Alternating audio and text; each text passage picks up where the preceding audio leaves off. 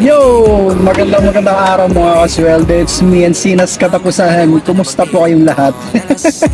Kumusta po lahat ng mga kagaya ko na nagtatrabaho? Wala pa ng trabaho, hindi pala ako kagaya sa akin.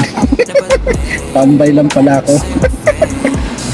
So ayan, kumusta buhay empleyado, kumusta po tayong lahat? So kayod lang, kahit sobrang init, trabaho lang, kailangan natin magtrabaho, kailangan natin para sa pamilya kahit sobrang init. Grabe talaga.